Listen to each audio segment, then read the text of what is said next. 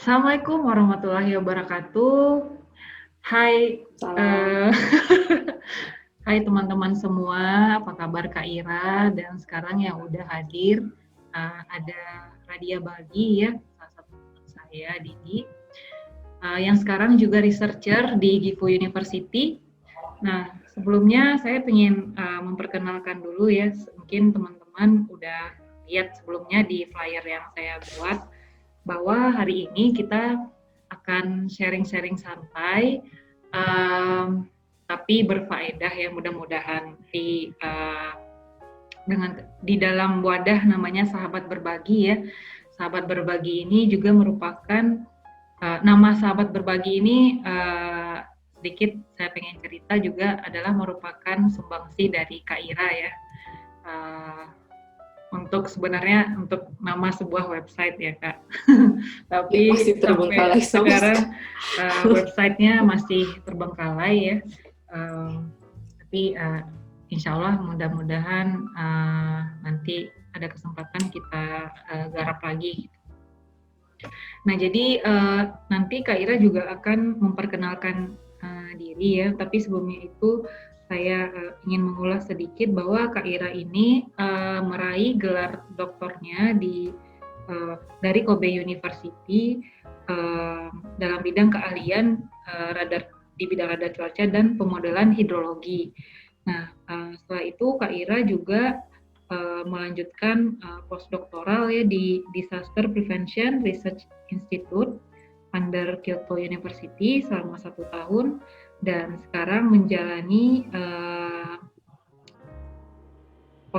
posisi sebagai postdoctoral researcher di Nanyang Technical University dalam jangka waktu 2 tahun ya Kak. Ini sekarang adalah tahun kedua ya berarti ya? Iya, masuk Tahun tahun kedua. kedua. Oke.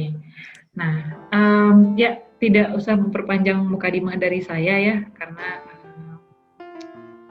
lebih menarik ke narasumbernya langsung. Mungkin Kak Ira bisa memperkenalkan diri dulu sedikit mungkin dari S1-nya mungkin sampai ke sekarang ada di Nanyang itu gimana gitu. Oh, ini gimana ya? Jadi Santai aja cerita Kak. dari S1-nya ya. Oh Iya, iya. dari Jadi S1-nya di sebenarnya kampus. aku tuh dari universitas kecil di kota kecil di Indonesia Timur. Nah, nama universitasku itu dulu Universitas Nusa Cendana, itu universitas negeri, dan universitas ini adanya di Kupang, Nusa Tenggara Timur. Mungkin kalau ngomong Kupang, nggak semua orang Indonesia juga tahu sih, kadang-kadang malah sering ketukar-tukar sama NTB gitu kan. Iya benar. Padahal sebenarnya dia adanya di NTT.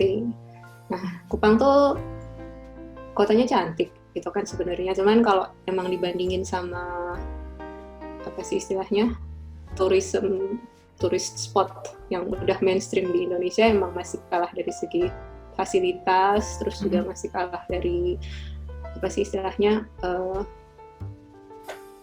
view-nya juga sebenarnya ya bagus, cuman masih banyak yang lebih bagus juga sebenarnya kan kalau di NTT itu pada umumnya, apalagi kalau kita bandingin antara Kupang sama Flores. Jadi ya kotanya emang sepi, terus nggak terlalu banyak pilihan untuk pendidikan maupun juga untuk hiburan di sana. Nah, kemudian waktu S2 kebetulan bisa lanjut ke universitas yang ada di kota besar. Waktu itu aku lanjut ke IPB, Institut Pertanian Bogor, untuk jurusannya yang diambil itu klimatologi terapan. Jadi di situ baru mulai lebih fokus pada pemodelan iklim dan curah hujan. Kemudian juga belajar tentang dinamika dan fisika atmosfer itu seperti apa, kemudian juga belajar tentang model-model hidrologi itu seperti apa di waktu kuliah S2.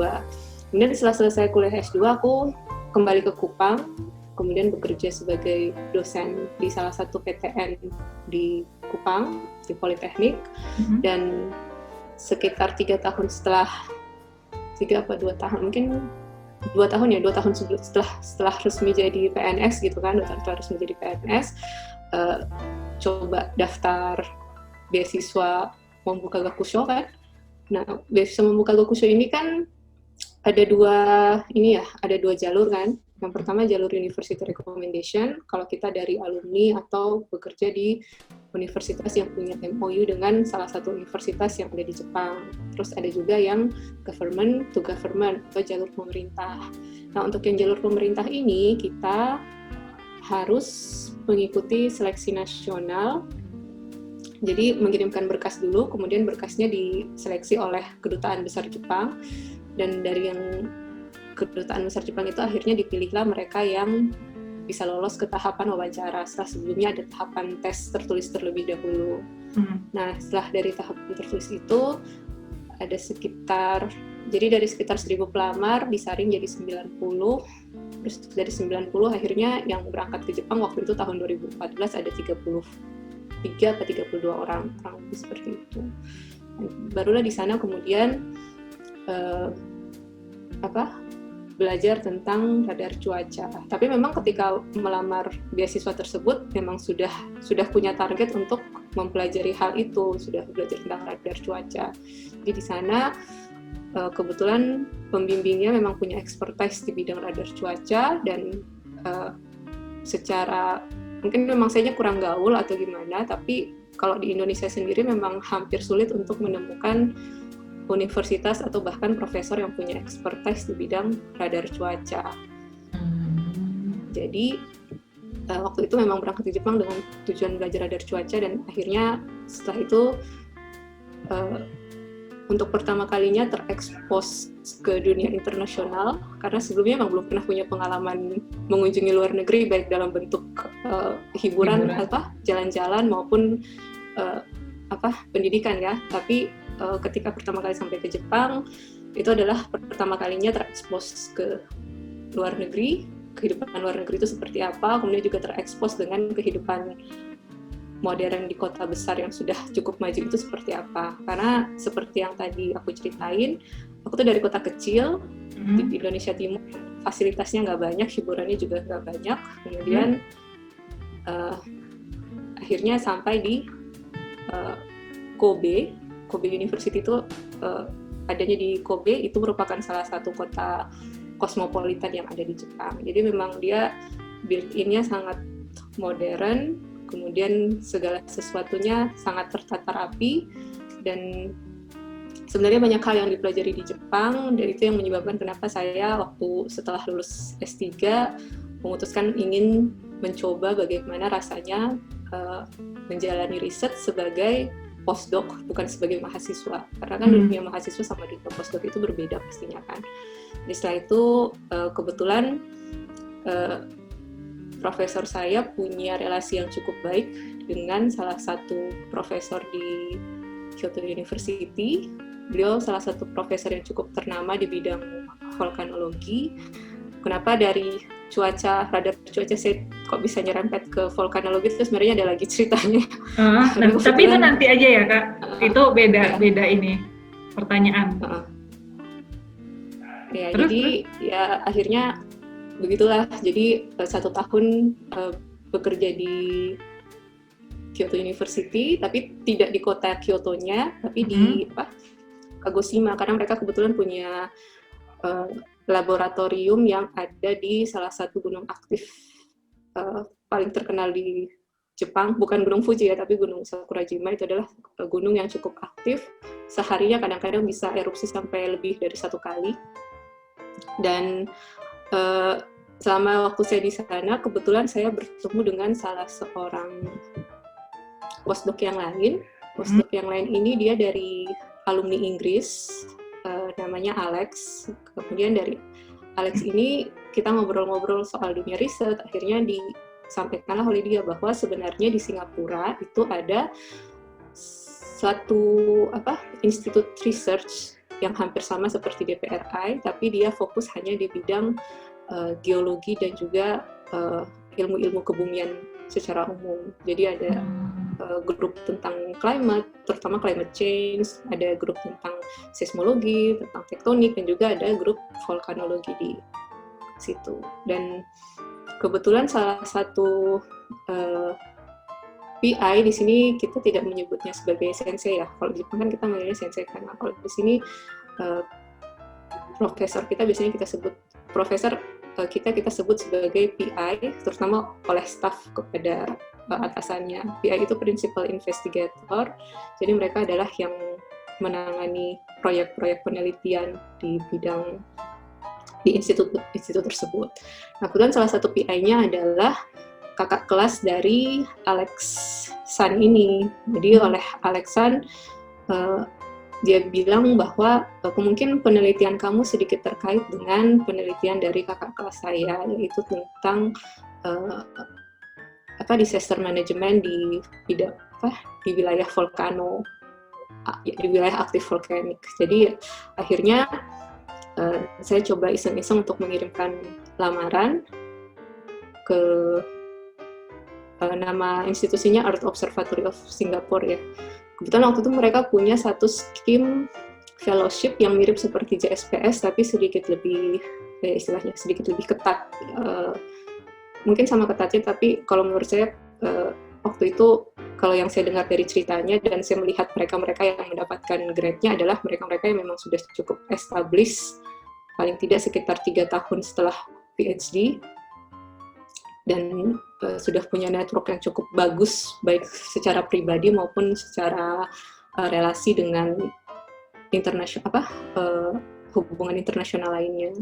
Jadi saya cukup pede waktu itu untuk melamar beasiswa tersebut, walaupun setelah saya pikir-pikir kembali sepertinya kualifikasi saya masih sangat jauh dibanding pelamar-pelamar yang lain dan yang kemudian dinyatakan diterima.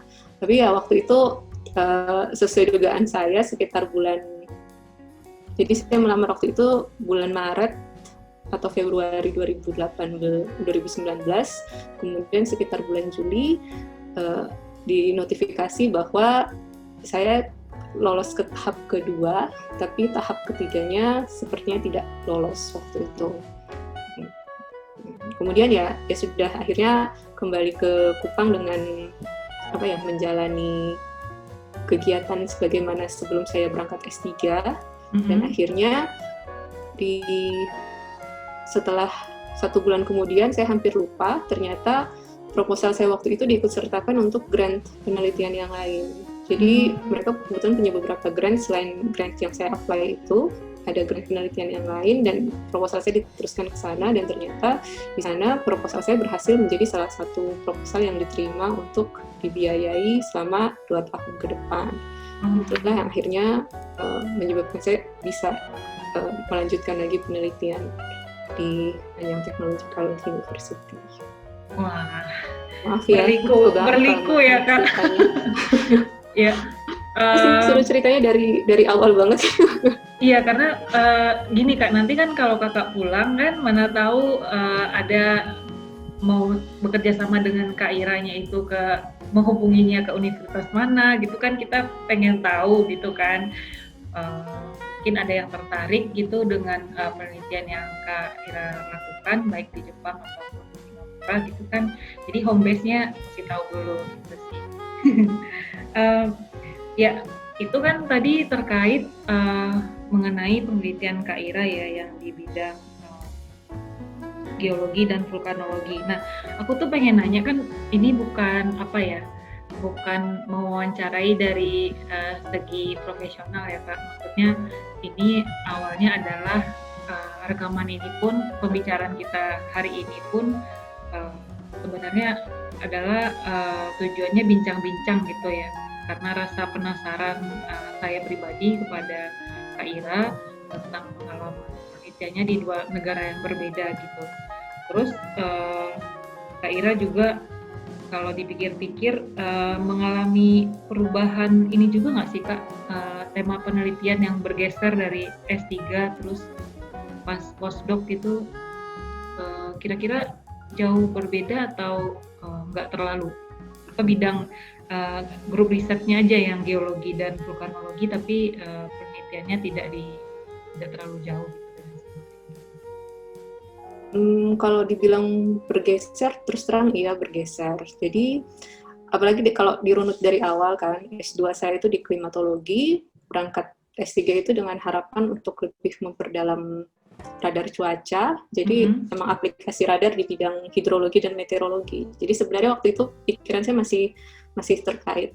Cuma ketika saya S3 itu kebetulan di tahun yang sama sensei saya berhasil juga mendapatkan grant untuk penelitian yang terkait dengan kebencanaan di bidang kebencanaan di wilayah volcano atau gunung api. Kalian tahu kalau misalkan di gunung api itu bencana geologinya tidak hanya letusan, tidak hanya awan panas, kemudian juga tidak hanya longsor misalkan, tapi ada juga yang kita sebut dengan banjir lahar. Nah, untuk banjir lahar itu cukup terkait dengan curah hujan dan cukup erat hubungannya dengan pengamatan hujan yang intensif atau yang akurat secara spasial maupun temporal dengan menggunakan radar cuaca. Nah, jadi karena akhirnya ketika S3 itu pertama kali bersinggungan dengan grup riset di bidang volcano atau di bidang grup riset gunung api, akhirnya relasi internasional itu memang ketika kita ada di wilayah di luar negeri ya, itu memang biasanya berkembang dengan sendirinya karena studinya tentang gunung api akhirnya mulai mengikuti conference yang juga diikuti oleh profesor-profesor dengan bidang keahlian dari gunung api. Disitulah akhirnya mulai bertukar informasi, mengetahui apa kebutuhan mereka dan juga memberitahukan apa yang ingin saya pelajari dan juga ekspektasi saya. Dan disitulah kemudian berkembang terus bahwa ternyata pemanfaatan radar cuaca itu tidak hanya untuk mengamati hujan, tapi juga bisa mengamati misalkan sebaran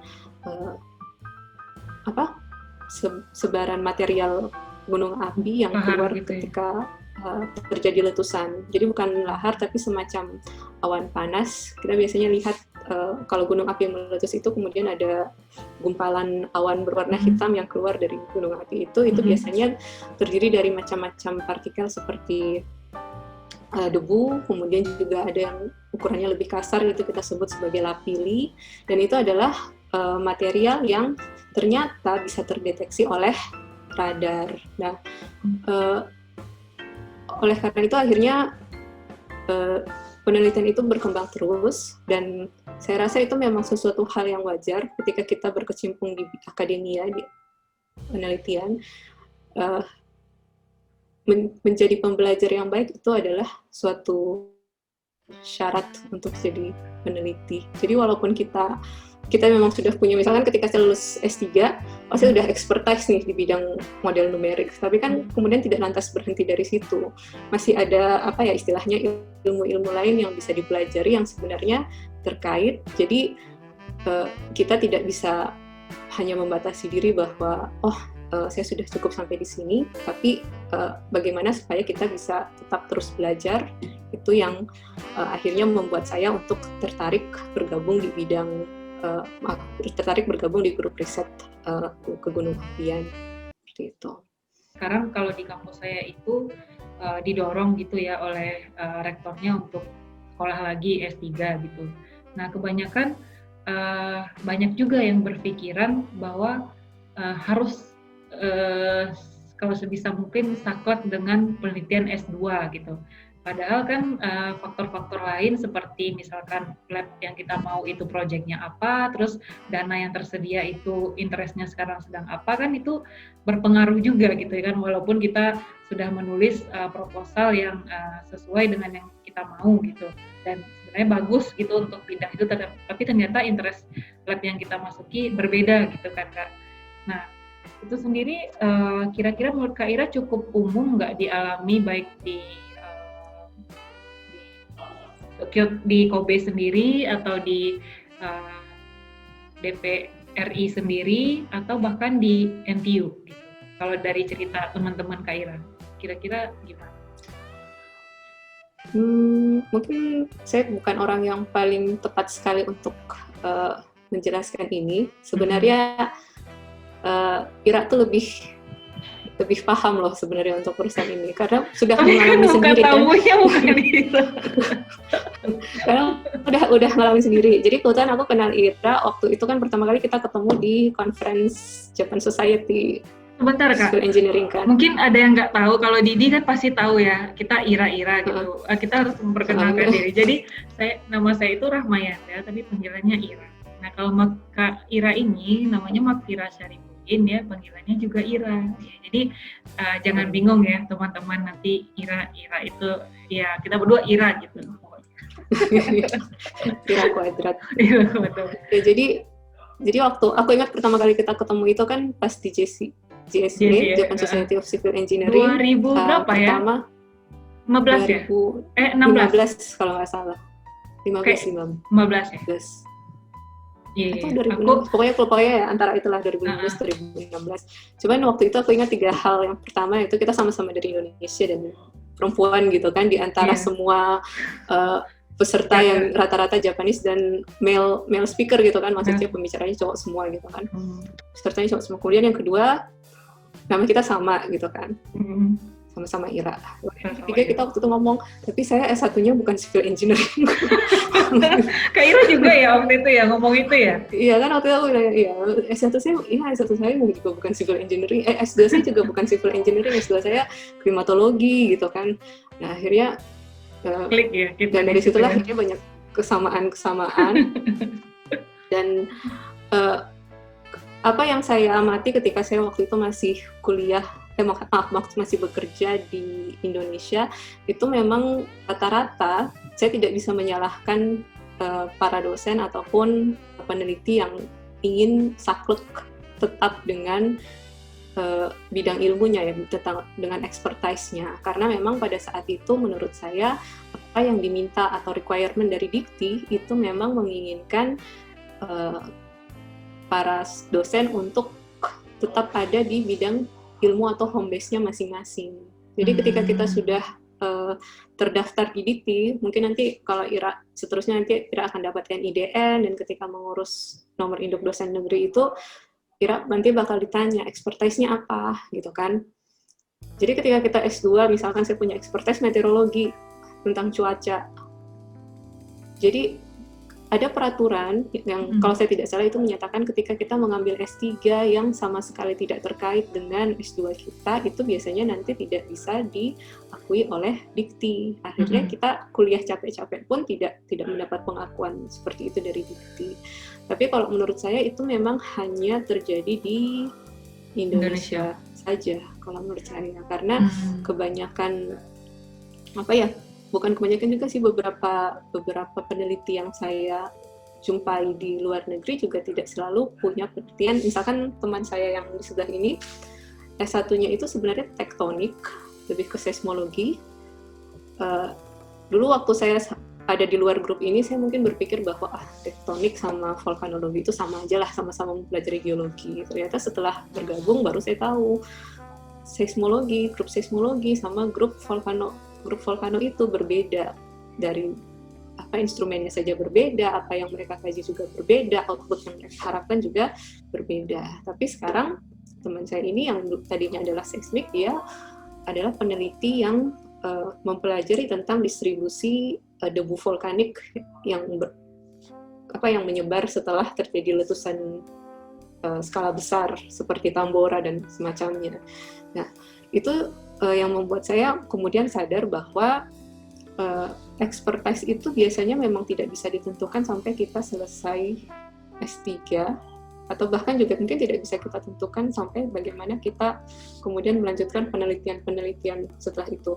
Karena menurut saya S3 itu bukan titik akhir, tapi itu titik awal. Nah, terutama untuk bidang riset ya. Jadi S3 itu sebenarnya bukan, makanya kalau menurut saya juga kita tidak perlu terlalu idealistik dengan ingin menemukan sesuatu yang spektakuler ketika S3, karena S3 itu ya tempat saatnya kita belajar untuk menjadi peneliti atau menjadi orang yang berkecimpung di akademia, beginner. Nanti pun setelah itu pun masih ada tahap postdoc beberapa tahun. Tahapan postdoc itu juga hampir sama sebenarnya seperti tahapan S3, hanya saja kita dianggap sudah punya pengalaman sebelumnya di S3. Dan kalau menurut saya, apa yang kita pelajari itu memang, apalagi sekarang kan perubahan segala sesuatunya itu kan terjadi secara cepat ya. ketika kita dituntut untuk bisa sesuatu dan kita kemudian tidak mau mempelajari sesuatu yang baru itu hanya karena kita tetap ingin dengan expertise kita, itu tidak ada yang salah. Cuma kalau itu dihadirkan dalam bentuk kesempatan, itu artinya kita kehilangan kesempatan belajar ketika itu. Sebagai contoh, waktu saya S1, saya tidak tahu sama sekali apa itu GIS, Geographic Information System kan, apa itu raster, apa itu shapefile, itu saya sama sekali buta. S2 itu mulai tahu sedikit-sedikit karena ada mata kuliahnya kan.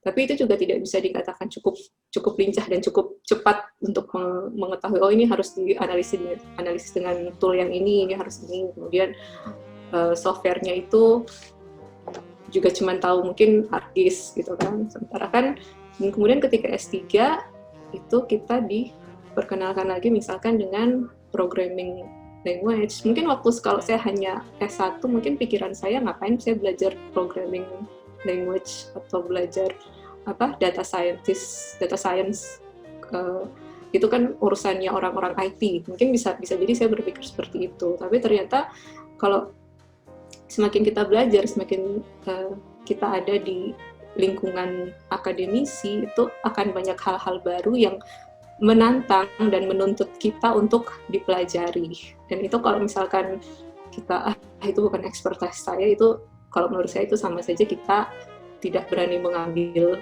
tantangan dan juga tidak berani mengambil kesempatan tersebut. Jadi ya seperti itu. Jadi untuk yang kemudian nanti mengalami tuntutan harus merubah atau bergeser sedikit bidang risetnya, kalau memang dia tidak mendapatkan atau tidak bisa melakukan sesuatu yang sesuai apa ya istilahnya secara saklek dengan apa yang sudah pernah dia pelajari sebelumnya, menurut saya itu tidak masalah sebenarnya selama kita memang masih mau belajar. Lain ceritanya kalau memang kita sudah tidak mau belajar. Ya. Wah, coba ya kalau aku tahu dari S2 ya, ada cerita kayak gini. Mungkin aku lebih semangat lagi gitu. Terus kira-kira Kak Ira saya pengen nanya gitu kan. Nah, biasanya ya kalau apalagi perempuan gitu ya, tadi kan kita udah topiknya agak berat-berat juga sih ya, kalau dipikir-pikir. Untuk malam mingguan gitu. Nah, sekarang mau ganti ke topik yang agak-agak friendly dan ringan gitu ya. Nah, mungkin banyak juga yang penasaran ya, kalau ngelihat Kak Ira gitu kan. Kak Ira ini passionnya belajar meneliti terus ya gitu.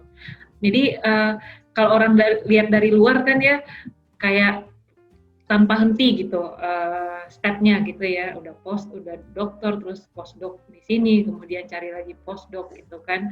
Nah, menurut Kak Ira sendiri sebenarnya itu sudah Kak Ira planning kan atau terkadang ada yang datang tanpa disadari gitu ya, kesempatan yang ada diambil atau gimana Kak sebenarnya kalau dari Kak Ira sendiri?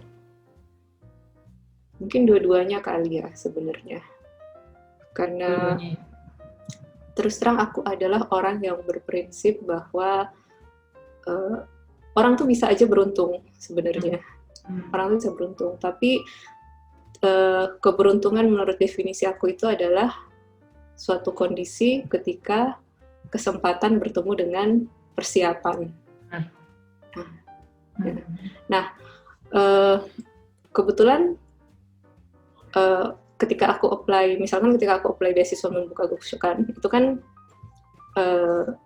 pelamarnya ribuan. Kemudian apalah aku yang dari kota kecil gitu kan, kemudian ketika berhadapan head to head dengan pelamar-pelamar lainnya, kandidat-kandidat lainnya itu rata-rata dari universitas-universitas top di Indonesia gitu kan, mulai dari ITB, mulai dari UI, dan hampir 60%-nya semuanya sudah bisa bahasa Jepang ketika diwawancarai. Oh ya? Wah. Jadi waktu itu memang istilahnya itu kesempatan kan sebenarnya ketika aku dipanggil untuk wawancara itu adalah kesempatan, tapi juga kesempatan itu mungkin tidak akan memberikan hasil yang baik kalau misalkan aku tidak melakukan persiapan sebelumnya. Jadi memang persiapannya itu ya macam-macam ya. Pertama mulai dari persiapan diri sendiri, terus persiapan minta doa dari orang-orang terdekat, persiapan kita sendiri juga berdoa siang dan malam misalkan seperti itu. Nah, kemudian kalau secara passion, waktu kecil sebenarnya saya bukan tipe orang yang senang belajar sebenarnya. Tapi kok sekarang kebalikannya ya? Itu karena tuntutan pekerjaan kan. Jadi setelah misalkan setelah menimbang-nimbang berbagai jenis pekerjaan gitu kan, kebetulan saya dari keluarga yang cukup bervariasi bidang pekerjaannya. Kakak saya ada yang dokter, kemudian yang satunya lagi apoteker, yang satunya lagi juga dosen. Walaupun secara keluarga besar, kebanyakan dari anggota keluarga besar saya itu dosen sebenarnya. Dan karena sudah terekspos dengan dunia dosen sejak kecil, ya jadi sudah cukup tahu apa kira-kira yang bisa diekspektasikan dari dosen itu seperti apa gitu kan. Jadi ketika melihat ayah saya yang punya koleksi buku sampai satu ruangan penuh, hampir selalu menghabiskan waktunya dengan membaca, ya itu emang udah ketahuan, oh kalau saya mau jadi dosen berarti saya harus belajar, harus membaca gitu kan, harus rajin gitu. Kemudian juga kakak saya yang dokter juga yang saya perhatikan adalah dia itu dari kecil sudah memang istilahnya memutuskan. Jadi saya memutuskan untuk saya jadi dokter gitu dari kelas 4 SD atau kelas 5 SD waktu itu ceritanya. Jadi memang saya diputuskan untuk jadi kelas ini. Sementara kalau saya pribadi tidak saya putuskan atau tidak saya rencanakan seperti itu, tapi itu berjalan dengan sendirinya. Saya selesai S1, kemudian dapat oleh ayah saya dibilang gini kan, mau nyari kerja apa mau S2 gitu kan. Terus saya bilang mau coba S2 gitu. Kemudian masuklah ke S2. Kemudian setelah S2 sudah mulai kerja, tapi karena pekerjaannya adalah sebagai dosen, mau tidak mau kita dituntut untuk S3 kan.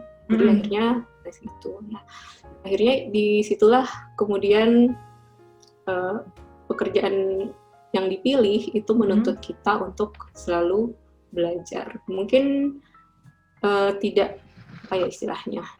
Kalau kita tidak suka pekerjaan kita, mungkin kita tidak akan tidak akan menikmati sesuatu itu. Menurut saya itu berlaku di semua pekerjaan manapun sih. Ya, misalkan kakak saya yang dokter, walaupun dia harus bergantian tugas dari satu rumah sakit ke rumah sakit yang lain, tapi karena dia mungkin cukup menikmati pekerjaan itu, ya akhirnya bisa berjalan dengan sendirinya gitu kan. Sama juga seperti di sini. Nah, itu yang kembali lagi bahwa kita ketika memutuskan untuk memilih satu pekerjaan itu memang karena kita sudah yakin ya istilahnya. Apa sih istilahnya plus minusnya apa. Jadi karena di sini plusnya adalah harus belajar. Saya rasa hampir semua orang yang ada di bidang penelitian juga akhirnya walaupun tadinya tidak suka belajar, jadi dia dengan sendirinya membelajarkan dirinya. Gitu. Dan yang satu lagi yang saya suka dari penelitian itu adalah pertama ada sedikit ketidakpastian dalam kepastiannya. Makanya saya bilang dulu kan persiapan dan kesempatan itu tuh penting gitu kan. Kita nggak tahu ketika kita apply satu grant, kadang-kadang kalau kita apply-nya dengan terburu-buru, akhirnya kita tidak dapatkan, misalkan tidak lolos seperti itu. Atau ketika kita misalkan diberikan deadline untuk menyelesaikan satu paper gitu kan, kadang-kadang itu bisa sering terjadi sih, saya tidak tahu dengan yang lain, tapi sering terjadi dalam kehidupan saya sendiri bahwa saya menghabiskan 1 minggu misalkan dengan tanpa ada inspirasi sama sekali. Nggak tahu ini harus dikerjainnya bagaimana gitu kan. Terus ini berjalannya waktu semakin dekat ke hari H, entah itu karena dari gitu ya Allah juga gitu kan, atau karena dalam seminggu itu sebenarnya bukannya tidak melakukan sama sekali gitu kan, tapi kan melakukan literatur review yang banyak gitu kan, dan akhirnya beberapa jam misalkan sebelum deadline akhirnya saya tahu saya harus ngapain gitu kan. Dan kemudian pada saat itu semuanya muncul lancar gitu ya. dengan sendirinya, muncul dan pop up. Jadi semacam apa ya istilahnya, ketidakpastian dalam suatu pekerjaan yang sangat pasti gitu kan, dan juga ada unsur seninya di situ juga sih kalau menurut saya. Kita hampir sama seperti artis sebenarnya, butuh Benar sih kalau dipikir inspirasi, butuh inspirasi. Benar. Karena pekerjaan kita tergantung inspirasi sebenarnya. Bergantung mood juga ya. Ya, kadang-kadang seperti itu juga. Dan ini kayaknya cocok untuk Didi nih Kak, yang butuh disemangati ya Di. Halo Didi, masih di situ Di? Jangan udah tidur. Ya, kita kasihkan ngobrol ya. Kasihkan ngobrol. Didi, are you there? Ya Mas. Yay. Didi, mudah-mudahan juga dengan adanya deadline, mudah-mudahan pop up ya Di, sesuatu. Kita doakan. Sama kayak yang Kak Ira bilang tadi kan, butuh waktu lama untuk bisa panas ya mesinnya, panasin mesin gitu. Benar-benar. Kayak sekarang lah ya lagi di kondisi kayak dikasih tugas sama sensei, tapi kayak apa ya Ruki itu susah memunculkannya tuh gitu. Mada-mada ya Ruki-nya. Tapi tiba-tiba ada aja gitu yang mengalihkan perhatian tiba-tiba. Kalau Kak Ira, kalau kayak gitu kondisinya gimana biasanya? Ya mungkin ada juga. Nanti. Ya, lanjutkan Di. Gimana? Apa tadi Di? Kalau ya mungkin ada pertanyaan untuk Kak Ira gini. Oke. Ada enggak di mana waktu capek, tiba-tiba capek, pengen berhenti, pengen nggak melakukan apapun, terus gimana mengembalikannya kembali semangat itu gitu? Apalagi kita cewek kan mood swing banget gitu kan Kak. Itu yang pengen dia tanya. Kadang kan di mana kondisi bosan, jenuh, seperti itu kira-kira Kak. Bagaimana kalau Kak Ira ada di posisi Kak Ira? Oke. Jadi kalau jenuh itu, mungkin kalau pertanyaan ini diberikan 2 tahun yang lalu, mungkin saya belum pernah merasa jenuh gitu kan. Karena 2 tahun yang lalu tuh rasanya berkecimpung di dunia pendidikan, di dunia penelitian dari suatu kondisi yang sangat terbatas gitu kan. Saya mau apply apa-apa nggak bisa gitu kan. Mau misalkan mau ngelakuin ini terkendala dana gitu kan, mau ngelakuin ini terkendala fasilitas dan sebagainya. Itu mungkin, dan ada di kondisi di luar negeri, itu mungkin saya nggak terlalu berpikir maksudnya excitement-nya masih lebih besar daripada kejenuhannya. Tapi dalam 2 tahun terakhir ini emang jujur kejenuhan itu memang mulai muncul, terutama sejak mulai corona ini kan, bisa dibilang corona ini menghilangkan semua bagian-bagian fun dari penelitian. Kita nggak bisa conference, kita nggak bisa ketemu orang lain gitu kan, kita nggak bisa turun lapangan untuk mengumpulkan data, kita nggak bisa, istilahnya pokoknya banyak hal. Dan itu mungkin kalau saya pribadi, tapi saya sendiri juga tahu banyak orang juga mungkin yang ketika dia mulai monoton untuk mengerjakan penelitian atau kemudian beraktivitas yang sama terus-menerus, saya percaya bahwa rasa jenuh itu pasti ada gitu kan. Kalau untuk saya pribadi, karena sebelumnya saya tidak pernah merasakan yang jenuh itu seperti apa, jadi saya sedikit cukup kaget ketika akhirnya pernah di awal-awal lockdown itu 2 minggu berlalu tanpa saya menyentuh pekerjaan saya sama sekali. Seharian itu yang saya lakukan cuma misalkan buka Instagram, oke, tutup. Kemudian buka Twitter, oke, tutup. Nonton YouTube berjam-jam, kemudian nonton film berjam-jam, sampai nggak kerasa tiba-tiba, 24 jam, 1 hari sudah lewat tanpa ada rasa produktif, tanpa ada kegiatan produktif sama sekali. Dan kalau misalkan itu kita ada di kondisi yang normal, mungkin kita bakal bisa, oh oke, besok saya nggak akan mau seperti ini lagi. Tapi karena waktu itu memang kondisinya sudah jenuh, jadi ya secara konstan seperti itu terus-menerus. Nah, kalau mau dibilang bagaimana caranya mengatasinya, yang pertama mungkin memang kita butuh sedikit rehat ya. Jangan terlalu, istilahnya kita break.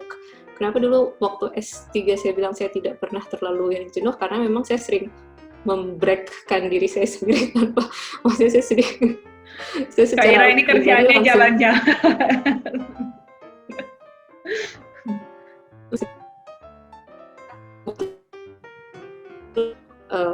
lab atau di bawah asuhan pembimbing yang tidak terlalu saklek sebagaimana pembimbing-pembimbing di Universitas Jepang pada umumnya gitu kan, yang kamu harus datang dari jam sekian sampai jam sekian itu. Kebetulan pembimbing saya itu termasuk tipe yang menginginkan saya punya pengalaman Jepang terbaik yang bisa saya dapatkan. Jadi kalau misalkan ada conference, dia yang akan proaktif memberitahu, ini conference, kamu berangkat gitu kan. Kemudian juga kalau misalkan saya kepingin ambil day off di tengah-tengah hari Minggu gitu kan, itu beliau akan mengizinkan, walaupun nanti karena beliau tahu nanti saya pasti akan menggantinya dengan hari yang lain, tapi tidak semua orang waktu itu seberuntung saya gitu kan. Jadi kalau menurut saya pertama supaya kita bisa tidak terlalu jenuh, kita harus break, entah itu ganti suasana, misalkan kalau kerjanya ada di lab terus, mungkin ambil 1 hari untuk jangan terus-menerus berada di dalam lab. Kemudian yang kedua, ngobrol sama teman, karena dengan ngobrol dengan teman itu kita bisa saling menguatkan misalnya. Kemudian yang ketiga itu kadang-kadang itu secara ini sih mentally state sendiri. Kita terutama untuk para peneliti yang ada di luar negeri itu kita harus ingat bahwa posisi kita itu termasuk posisi yang ada dalam kategori beruntung. Pertama, dari segi fasilitas, apa saja yang mau kita lakukan itu biasanya didukung kan oleh lingkungan kerja kita. Kemudian juga yang kedua, kita punya akses yang sangat luas dengan berbagai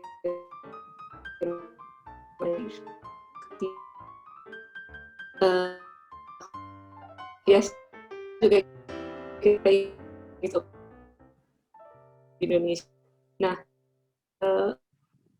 sisi nggak enaknya, tapi secara umum kita yang ada di luar negeri itu sebenarnya cukup beruntung, dan ketika kita menyadari kalau kita ada di posisi yang beruntung itu, tentu kita nggak ingin berlama-lama menyanyiakan waktu dan akhirnya membuang waktu kita secara tidak produktif, dan akhirnya yang kalau kita pikir-pikir ada banyak orang mungkin yang saat ini berpikir ingin ada di posisi kita mungkin pikir sebentar ya, maaf, mungkin kitanya kalian berdua aja kali ya, saya enggak.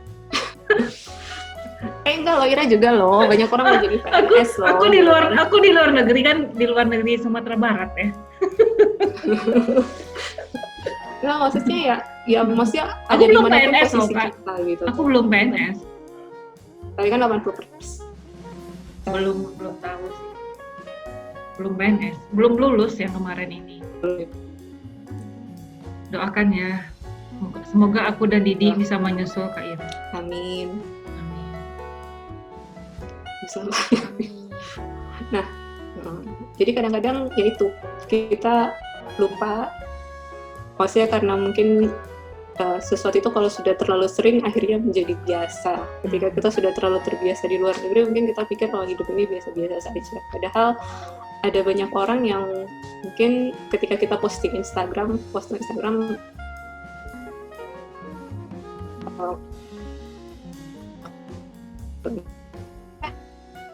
post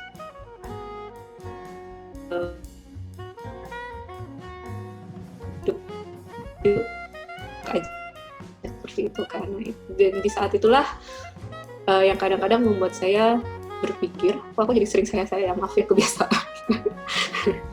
jadi kadang-kadang yang membuat aku mikir bahwa kesempatan diterima di Nanyang, kesempatan penelitian di salah satu universitas terbaik di dunia itu nggak akan datang 2 kali. Jadi entah mau dimanfaatkan waktu ini sebaik-baiknya atau enggak, tapi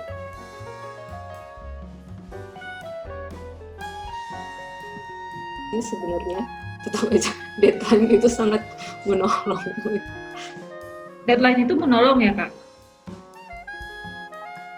Kalau menurut saya deadline itu menolong karena Mempercepat. manusia, apa ya istilahnya, deadline itu seperti sesuatu yang menempatkan kita dalam posisi zona tidak nyaman gitu.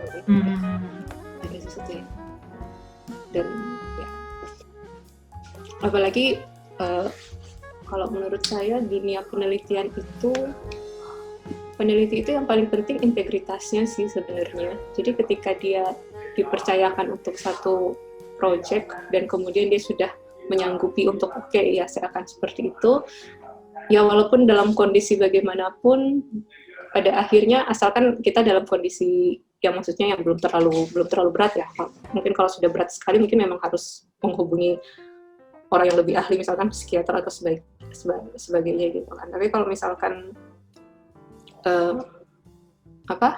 kita memang sudah menyanggupi untuk project, misalkan menyelesaikan satu project tertentu, itu secara otomatis biasanya ada rasa tanggung jawab yang terpanggil untuk menyelesaikan kegiatan atau project yang sudah diberikan tanggung jawabnya kepada kita.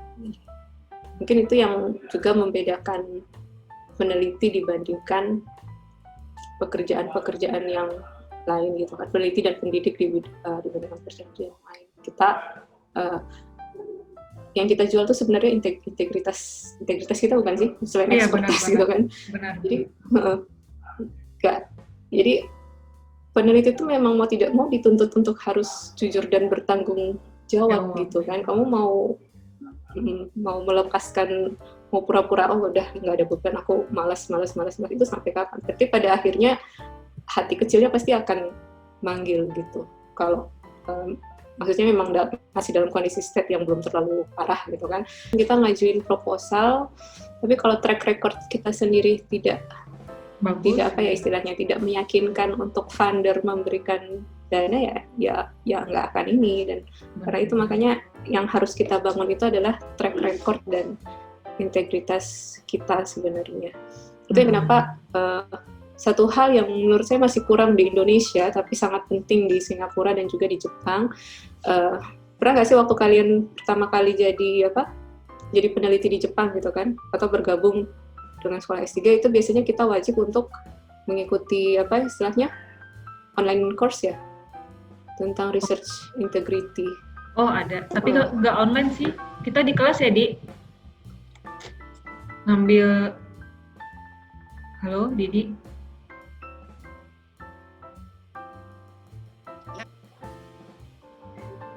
Tentang peneliti itu, kalau nggak salah kita dikasihnya di kelas, terus disuruh ngisi ini ya Kak? Nyuruh isi kayak kuesioner nggak sih?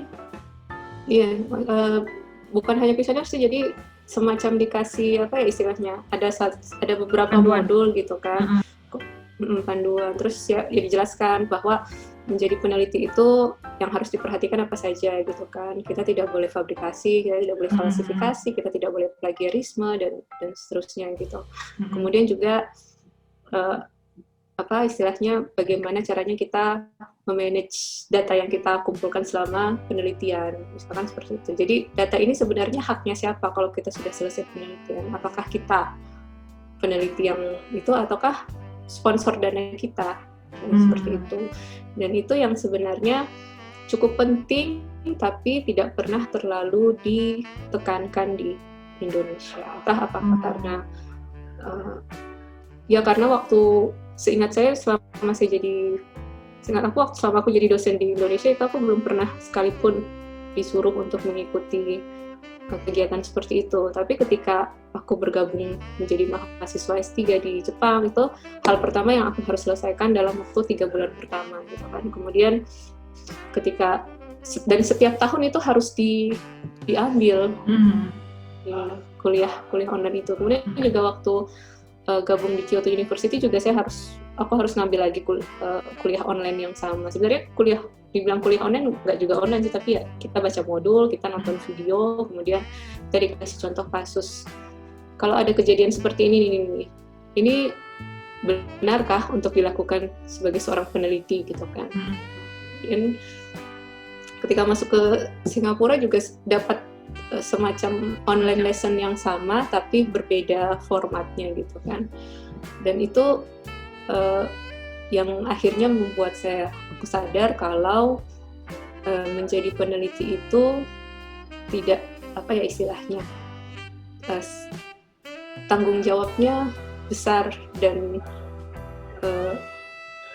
kita membaca sesuatu, kita melakukan sesuatu, dan kemudian kita menyajikan hasil dari apa yang kita lakukan itu.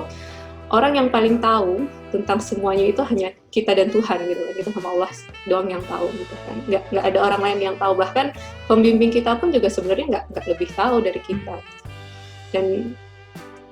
Dan terlalu banyak ruang yang sebenarnya istilahnya membuka kesempatan untuk kita berlaku tidak jujur ketika melakukan itu semua, entah mulai dari ini saya merubah angkanya seperti ini biar tampilan grafiknya lebih cantik misalkan seperti itu.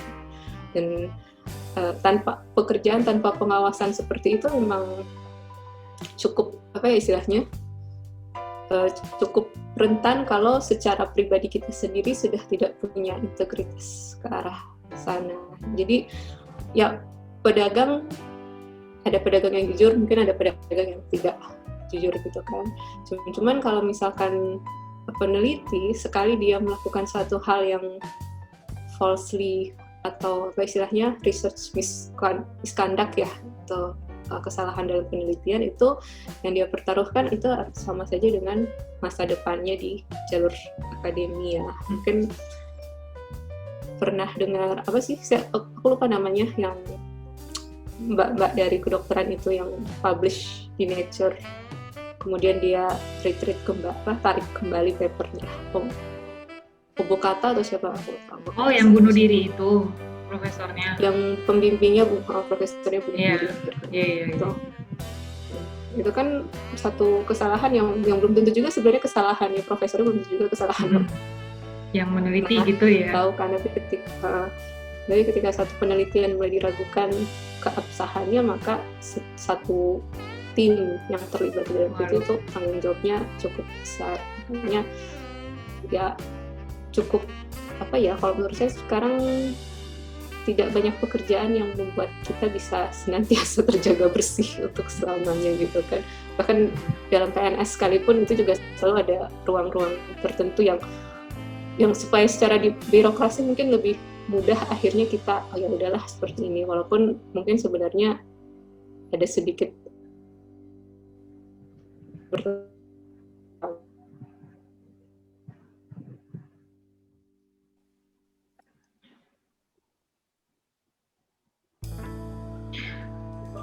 Kalau misalkan di Jepang dan Singapura itu, kalau misalkan dikasih dana penelitian gitu ya Kak, sama nggak sih dengan bikin LPJ juga nggak sih biasanya kayak penelitian di Indonesia gitu?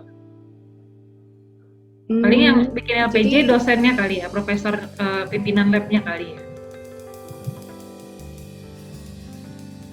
Tiba-tiba aku di sini tuh kayak kita yang berkegiatan, terus kita yang bikin LPJ sendiri gitu. Kayaknya saya lihat juga banyak yang dihabiskan waktunya untuk menyusun LPJ gitu. Kalau di luar negeri gimana sih Kak? Jadi kalau di luar negeri biasanya yang menyusun LPJ itu adalah yang principal investigatornya ya. Jadi yang memang supervisor utamanya. Dan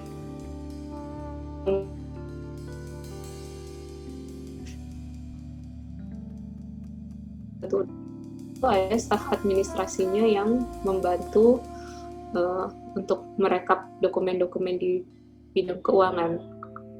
Jadi kayak misalkan waktu aku masih mahasiswa S3 itu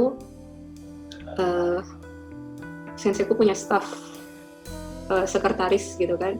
Jadi sekretarisnya itu nggak hanya ngurusin sensei aku, tapi juga ngurusin beberapa sensei yang lain gitu. Jadi dia yang mencatat semua pengeluaran. Jadi kayak kalau misalkan senseiku perjalanan dinas ke luar negeri, atau misalkan purchase, beli alat laboratorium atau apa. Nanti dia memang fundingnya itu dari budget fundingnya si profesor, tapi dia nanti akan melaporkan ke staff yang di bidang keuangan tersebut.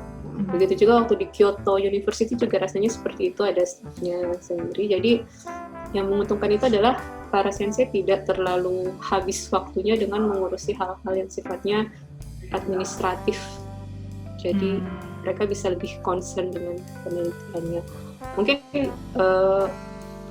jawaban saya juga mungkin tidak terlalu mewakili ya, karena saya juga sadar ada beberapa dosen-dosen yang terutama masih early scientist yang belum established sama seperti seperti pembimbing saya itu mungkin mereka juga harus melakukan budgeting tersendiri, tapi biasanya itu nanti akan dilaporkan ke kantornya sebelum langsung ke pemberi sponsor kalau saya tidak salah.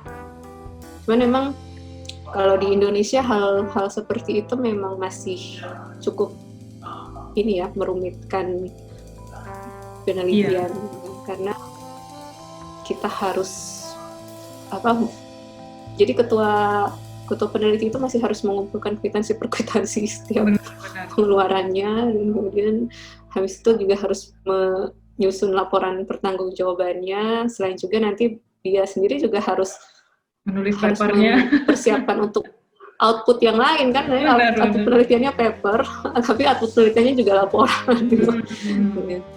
Jadi ya, dan kebetulan aku sendiri juga pernah ngerasain kan yang seperti itu, nyusun laporan hibah penelitian itu sama hibah pengabdian pada masyarakat itu memang tidak, kalau hanya sekedar melaporkan apa yang sudah kita kerjakan itu tidak terlalu masalah gitu kan. Cuman ketika akhirnya masih harus bagi ini alokasi dananya untuk ini sini loh, kok ini masih ada sisa dananya, terus bagaimana?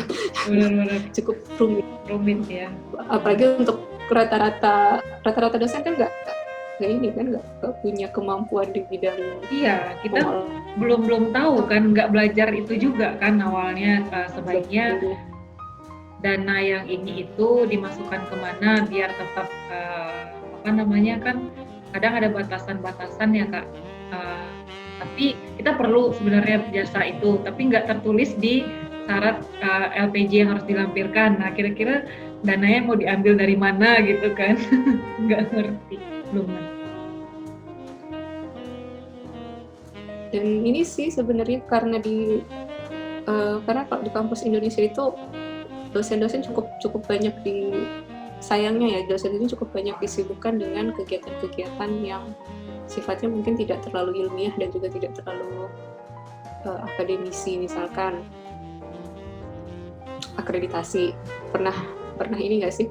Udah pernah ngalamin terlibat dalam tim akreditasi belum? Kalau belum pernah, bersyukur kalau udah pernah. Aku udah ngelihat ribetnya, dokumen yang harus dikumpulkan, ya kan, kumpulin dokumen dan sebagainya, sampai yang terakhir-akhirnya menjamu tim akreditasi yang datang berkunjung. Itu pun juga harus melibatkan dosen-dosen yang sebenarnya mereka bisa melakukan hal lain lebih, misalkan membimbing mahasiswa misalkan. Tapi mau bagaimana lagi, akreditasi itu kan penting kan, karena kalau kampusnya nggak terakreditasi, dia nggak lanjut gitu ya. Lulusan, dampaknya nanti kelulusan gitu. Jadi ya untungnya ya, kalau mungkin yang membedakan antara universitas luar negeri sama universitas Indonesia itu adalah pembagian tugasnya itu lebih tertata. Jadi dosen dan peneliti bisa khusus untuk peneliti, kemudian dosen staf administrasi ya fokus mengurusi administrasi dan sebagainya. Kayak misalkan di Indonesia itu kalau ada kegiatan mahasiswa, penanggung jawabnya dosen dan mahasiswa gitu kan. Jadi nanti ketua HMJ-nya sama istilahnya penasehat HMJ ya, atau apa sih, penasehat himpunan mahasiswa jurusan gitu kan. Itu nanti mau tidak mau mahasiswanya itu nanti kayak misalkan pesan makanan dia ngelaporkan ke dosen penasehat. Sampai ke hal yang kecil-kecil gitu ya dilibatkan. Kalau di luar negeri biasanya profesor-profesor cukup tahu, oh iya ini kan saya kebutuhannya ini coba kamu tolong pesan makanan gini, nanti ya staffnya tinggal melapor, ya sudah saya pesan sebanyak ini. Tapi ya detailnya juga ya nanti palingan kan ada laporannya sendiri kan, cuman ya tanpa terlalu menguras tenaga dan pikiran dari staff penelitinya. Jangan kan hal seperti itu ya, maksudnya kayak misalkan aku di sini kan udah punya riset sendiri gitu kan. Jadi PI ku itu bahkan ketika untuk melibatkan aku dalam urusan paper yang lain, itu juga dia berpikir berkali-kali lipat.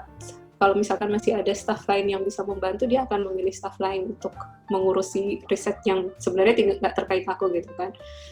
Jadi mereka nggak akan, misalkan aku punya proyek B, itu kutanganin sendiri gitu kan. Kemudian supervisorku, bosku itu punya proyek A. Nah, proyek A ini sebenarnya butuh bantuanku. Misalkan proyeknya apa, mau menerjemahkan dokumen berbahasa Indonesia gitu kan. Dan kebetulan staff yang lain kan nggak ada yang bisa bahasa Indonesia. Gitu. Jadi sebenarnya yang satu-satunya yang bisa menolong dia itu cuman aku gitu kan. Tapi dia masih akan mencari opsi-opsi yang lain sebelum membebaniku dengan pekerjaan tambahan yang tidak ada dalam lingkup penelitianku saat itu. Jadi emang ya itu sih, kalau di Indonesia mungkin kita filosofinya gotong royong banget gitu. Saling bantu gitu ya. Saling bantu walaupun nggak ada bayaran tambahan gitu kan, walaupun nggak ada ini, tapi ayolah saling membantu biar kerjanya lancar. Ya sebenarnya nggak ada salahnya sih, cuman kadang-kadang kebanyakan bisa kontradiktif, bisa kontraproduktif juga kalau kita punya pekerjaan yang lain. Benar. Kayaknya selain studi banding tentang penelitian, kayaknya perlu studi banding sistem juga kayaknya ya Kak ya. Kayak bagian gimana supaya peneliti itu memang dosen itu kalau memang goalnya banyak keluaran penelitian, ya sistemnya kayak apa gitu kali ya.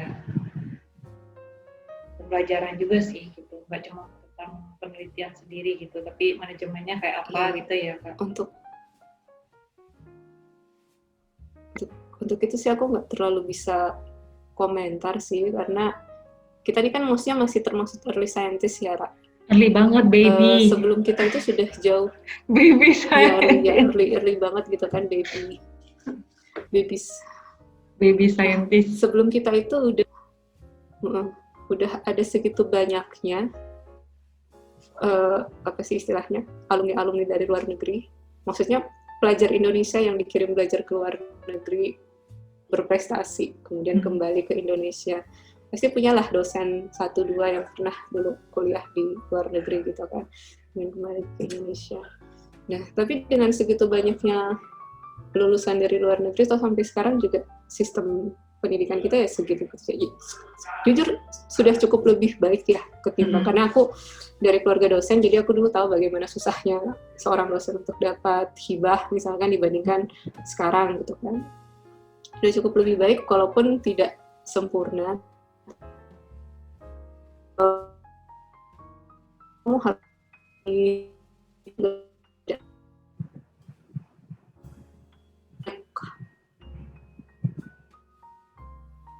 senior sebenarnya yang cukup paham sebenarnya ini harus mungkin harus vokal, tapi ya tapi sebenarnya maaf ya Kak, agak putus-putus sedikit nih. Iya, tapi sebenarnya boleh lah ya kita bermimpi bahwa dengan step misalnya sahabat berbagi ini mungkin bisa memberi masukan-masukan juga ya, sedikit demi sedikit gitu, buat yang dengar gambaran sistem di luar itu seperti apa, atau mungkin dari rencananya saya masih banyak sih ingin mengundang bintang tamu sahabat-sahabat yang lain, mungkin Kak Ira juga dan Didi gitu ya, gantian Didi. Ya, gantian Didi gitu ya. Saya sebenarnya udah niat banget gitu, karena dari masing-masing teman-teman itu ada sebenarnya share-share yang bermanfaat sekali untuk dibagi, cuman mungkin wadahnya kayak Didi itu kan orangnya pemalu ya Kak, pemalu banget kalau Didi.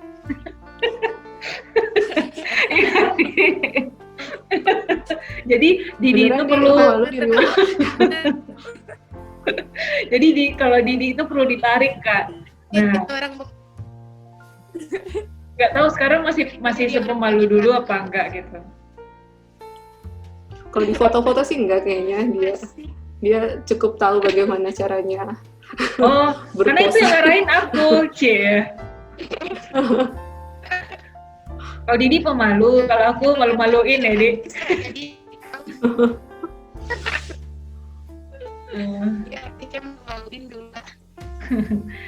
Kak Ira, ini kayaknya waktunya berlebih, kita cukupkan aja sampai jam 9 boleh Kak? Bukannya mau nutup tapi malah mencukupkan. Tanggung Kak, tanggung. Didi jadi begadang dong ya, di sana udah 10.30 soalnya. Wow, kalau Didi mah jam 12-an baru tidur, tidak apa-apa. Nah, Kak Ira, kita waktu itu saya melontarkan pertanyaan di medsos gitu kan. Nah, terus ada yang nanya nih ke Kak Ira, tadi Didi udah nanya. Nah, katanya, ini teman saya ya, disebutkan nggak ya namanya bagusnya? Udah aku terserah sih nggak? Boleh. Kalau disebutin enggak. Kecuali disebutin aja lah ya. Habis itu dicantumin link profil Instagramnya. Enggak. Saya sebutin aja namanya ya, Ai. Nah, teman saya Ai ini nanya, ini lebih manusiawi mana Jepang sama Singapura? Terus dari segi gaji, working time, sama sosialnya bagaimana? Monggo kayak gitu. Oh, pertanyaan berat ya. Pertama, manusiawi mana dulu? Jepang apa Singapura? Kalau saya pribadi selalu merasa apa yang terjadi di Jepang itu cukup manusiawi untuk saya. Kalau ditanya dari manusiawi atau enggak, di Jepang tetap manusiawi menurut saya. Hanya memang masing-masing punya kelebihan kekurangan sendiri-sendiri ya. Jadi kalau di Jepang itu budayanya memang pekerja keras. Aku lupa istilahnya apa gitu kan. Tapi memang masyarakatnya sepertinya memang hidup untuk bekerja. Jadi memang mereka bangun pagi, di pikirannya udah kerja terus nanti. Bahkan hari-hari libur pun dipakai untuk bekerja kan. Kadang-kadang sering sekali saya datang ke lab, terutama waktu postdoc ya, itu ketika datang untuk melakukan pekerjaan tambahan lembur misalkan, nanti ada aja sensitachi yang lain yang ikutan datang gitu kan, maksudnya wah ini dia nggak libur apa kerja mulu gitu kan, atau pulang dari luar negeri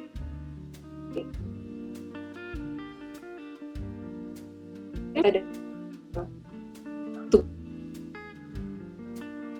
hari kita dapat satu view yang bisa diambil. Nah, kadang-kadang itu diambil satu hari setelah begitu pulang. Tapi misalkan sensei itu dia baru landing jam 11, kebetulan bandara kantor itu kan sekitar 2 jaman. Dan nanti 2 jam depan dia udah ujuk-ujuk muncul di kantor. Soalnya ya emang semangat kerjanya tinggi kan, dan ketika kita ada di lingkungan yang seperti itu dan kita mengadopsi apa sih istilahnya gaya kerja orang Indonesia yang santai, woles dan sebagainya, emang mau nggak mau kita jadi apa istilahnya jadi aneh sendiri gitu kan. Akhirnya itu yang menyebabkan kenapa orang-orang di luar itu melihat orang yang ada di Jepang itu kok jadi gila kerja semua, karena emang budaya kerjanya sudah seperti itu. Dan apakah itu manusiawi atau tidak, mungkin aku, Ira, Didi itu cuma punya pengalaman kerja di universitas kan. Jadi universitas itu kan lingkungannya mungkin tidak sama seperti perusahaan-perusahaan konvensional. Dari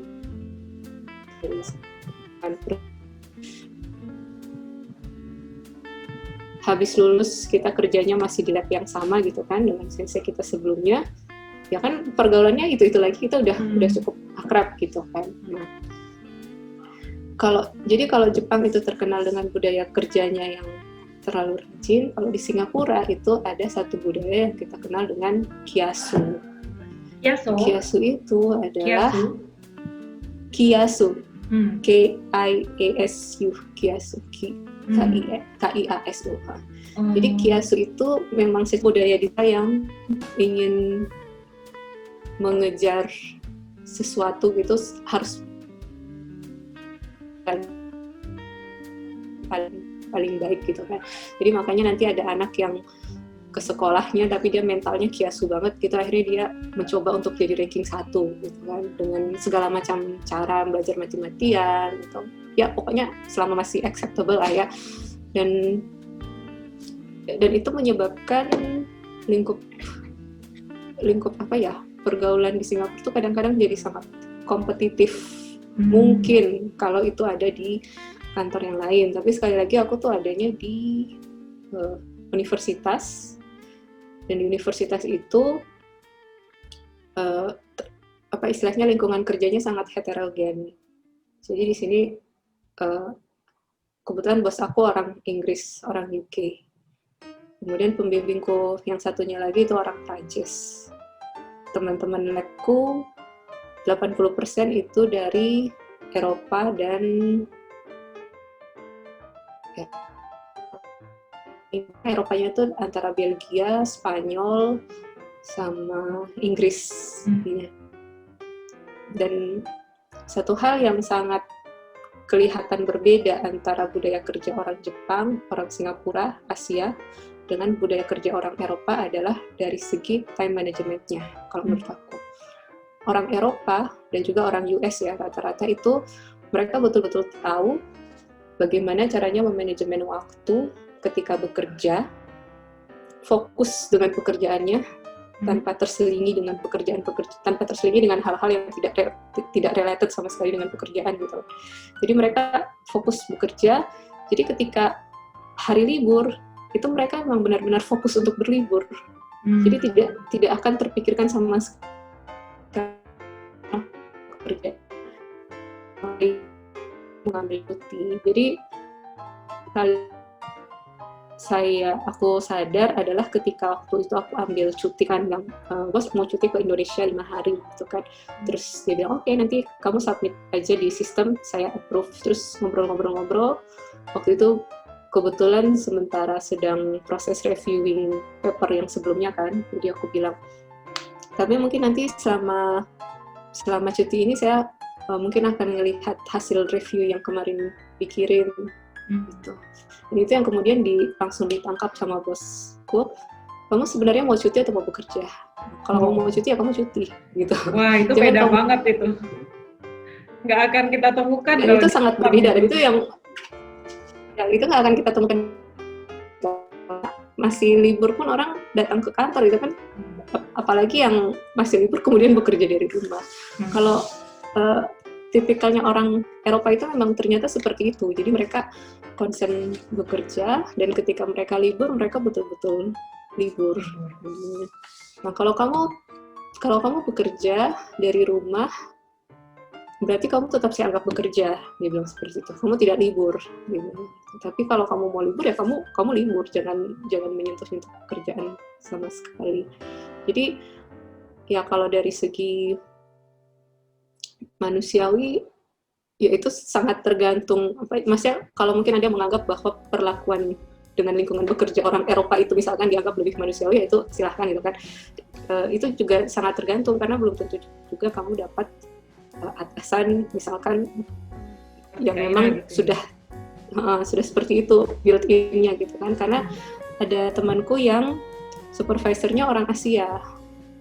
Dan orang Asia itu memang dia rajin sekali, jadi memang terlalu rajin. Jadi hari libur juga datang kerja. Jadi Asianya mana? akhirnya kan Asianya entah Chinese entah Singapura ya. Kurang tahu. Nama-namanya sih nama-nama English Chinese, tapi orang Singapura juga banyak yang seperti itu kan namanya. Jadi ketika akhirnya keluar sendiri dari temanku yang sebenarnya PhD S2-nya itu dari Belanda. Tapi kemudian dia punya bos orang Asia, dan itu keluar sendiri akhirnya dari mulutnya. Kalau punya bos seperti itu gimana kita bisa santai-santai gitu kan? Ketika bos masih bekerja sampai tengah malam, kemudian istilahnya staffnya saya pulang dulu ya, saya capek gitu kan. Itu kan juga akhirnya nggak enak. Dan memang secara umum Singapura gajinya lebih besar daripada Jepang secara standar gitu kan. Tapi biaya hidup di Singapura itu juga jauh lebih mahal daripada di Jepang. Makanya jadi pada akhirnya ya sama aja sebenarnya. Cuman ya mungkin dari segi lingkungan di Singapura itu, apalagi kalau di kampus, kita istilahnya kehidupan internasionalnya kerasa banget.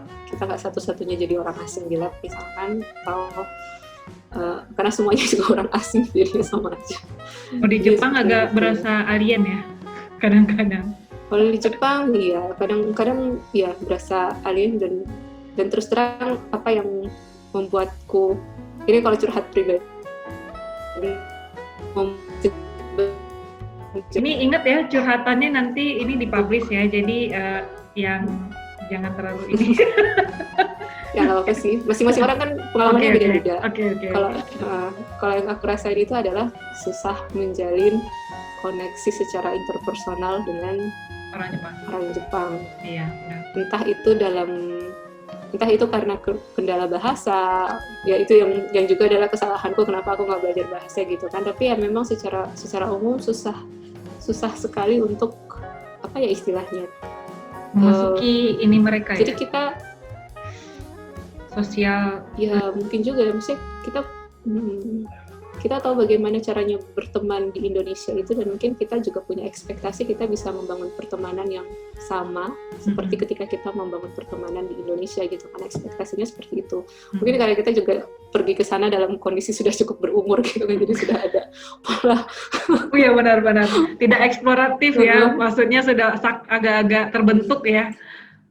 Sudah agak-agak terbentuk gitu kan, sudah tahu apa yang kita mau, kita sudah tahu apa yang kita tidak sukai dari orang gitu kan, jadi ya kita juga akhirnya hanya mau menerima yang sesuai kita gitu. Hubungan baik dengan orang yang nggak akan membuat kita pusing gitu kan, istilahnya seperti itu. Dan itu yang mungkin agak sulit terjalin dengan orang Jepang yang pribadinya juga cukup tertutup dan mungkin juga nggak terlalu ingin. Kan ketika di lingkungan yang sangat beragam seperti ini, mau nggak mau kita juga jadi karena aku orangnya tipe yang suka mengamati karakter orang yang berbeda-beda gitu kan. Jadi kalau ngelihat dia dari negara ini, respon dia terhadap kondisi ini ternyata seperti itu gitu kan. Dia yang dari negara ini, respon dia terhadap kondisi yang sama ternyata berbeda gitu. Jadi itu yang menurut aku cukup menarik. Dan tapi kira-kira Kak Ira sekarang dengan lingkungan yang lebih heterogen itu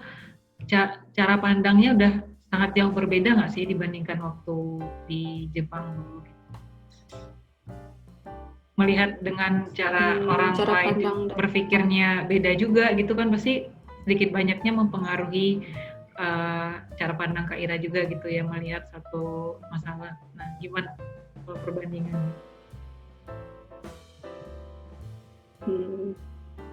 Ya cukup ini sih sebenarnya, cukup banyak perubahan sebenarnya dari yang. Tapi kalau sekarang mungkin lebih kepada istilahnya, kita nggak terlalu mungkin beberapa hal-hal yang akan membuat cukup ribet. Istilahnya, maksudnya ini nggak mau kayak gini. Kalau sekarang mungkin lebih dijalani aja gitu ya. Ya udahlah gitu kan, maksudnya kayak misalkan kita expect orang untuk kalau kita bakal kasih reaksi nih untuk kondisi seperti ini, tapi kok dia enggak sih gitu kan. Tapi ketika itu ya akhirnya lebih bisa nerima, memang kita nggak bisa, maksudnya kita nggak bisa ngontrol atau ngatur orang supaya harus punya reaksi yang sama gitu, karena secara kulturalnya memang berbeda. Ya mungkin sebenarnya harusnya hal itu juga diterapkan waktu aku masih di Jepang, cuman sayangnya ya waktu itu mungkin istilahnya ekspektasinya masih terlalu tinggi mungkin untuk bahwa hidup di luar negeri itu harusnya seperti ini dan seperti ini gitu. Dan sementara nggak semuanya yang sesuai dengan ekspektasi kita itu ada di sana. Benar-benar. Oke, Kak Ira, pertanyaan dari aku selanjutnya ya, sebelum nanti kita simpulkan, kita masih ada waktu sekitar 15 menit lagi sih. Aku pengen nanya juga, kalau dari segi bimbingan gitu Kak Ira, dari PI-nya ya atau dari sensei kalau misalnya, itu cara style ngebimbingnya gimana sih Kak? Kalau yang PI Kakak sekarang kan dari Eropa gitu kan, walaupun adanya di Singapura gitu, versus Jepang gitu. Punya sensei yang cukup baik gitu kan, tapi yang aku rasakan di Jepang adalah kalau aku nggak proaktif, kalau aku nggak sendiri yang mau apa istilahnya mau maju dan mengerjakan segala sesuatunya, mungkin sensei itu juga akan berpikir bahwa semuanya aman saja gitu kan, nggak akan rutin checking up gitu kan. Mungkin ada sensei yang seperti itu, tapi aku sendiri merasa bahwa walaupun senseiku baik, tapi pada dasarnya harus aku sendiri yang kayak misalkan ini ada call for paper untuk ini gitu kan, itu aku sendiri yang akhirnya harus proaktif ya, walaupun dia juga sering sekali ngasih informasi conference gitu kan. Dan itu yang aku bandingkan karena nggak semua mahasiswa di Jepang itu juga proaktif masalahnya. Jadi walaupun senseinya udah melontarin ini loh ada kesempatan conference gitu kan, tapi nggak semuanya ngedaftar ke situ kan, hanya beberapa orang aja. Nah, sementara kalau yang di Singapura ini jadi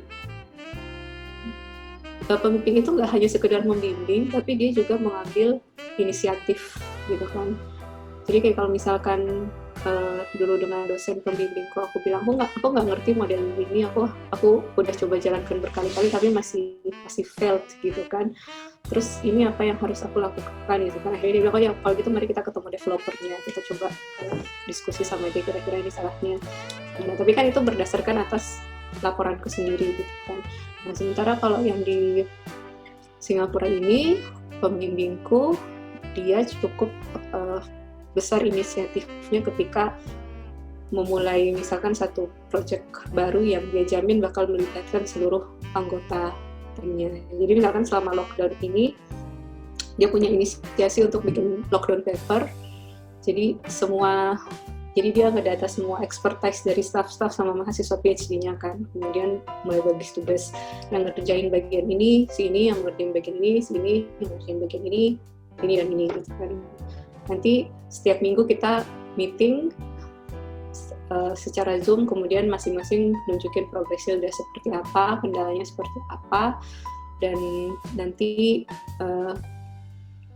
kita pikirkan bersama solusinya seperti apa gitu kan. Terus pokoknya semua, misalkan tim B kepingin data dari tim A, dia harus posting di grup di situ kan. Jadi dia bilang, saya butuh data ini, tolong disiapkan, nanti yang dari tim A bakal nyiapin dan seperti itu. Dan itu semuanya diatur dan dikoordinasikan langsung oleh pembimbing. Entah apakah teman-teman yang pernah belajar di Jepang pernah mengalami hal tersebut, tapi aku pribadi nggak pernah mengalami hal seperti itu. Jadi aku memang dulu khusus hanya ngerjain penelitianku, nggak terlalu aware sama penelitian-penelitian dari teman-teman satu labku, kecuali ketika mereka presentasi gitu kan, aku tahu, oh ini dia penelitian tentang ini, dia penelitian tentang ini, tapi nggak pernah terlibat dalam satu kerjasama yang cukup dekat dengan anggota-anggota yang lain. Dan ini sih maksudnya, tapi secara umum sama, kita punya two weekly seminar gitu kan untuk present hasil masing-masing, itu juga sama seperti di Jepang. Berarti untuk targetan paper juga usulan dari ini sendiri ya, penelitinya sendiri. Tidak ada deadline dari PI-nya, berarti tentukan sendiri luaran. Kalau dari PI-nya enggak ada ya.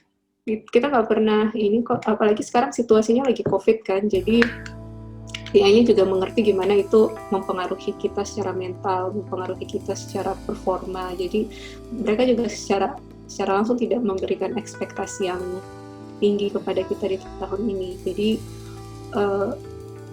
maksudnya di awal tahun kerja itu memang ditanya gitu kan, kamu targetnya mau berapa paper gitu kan. Sama saya cuma targetnya 2 paper gitu. Maksudnya, oh ya sudah, oke lah gitu kan. Tapi ya dia nggak akan nggak akan komentar ketika targetnya nggak kesampaian, misalkan seperti itu. Kak Ira, ini pertanyaan andai-andai ya.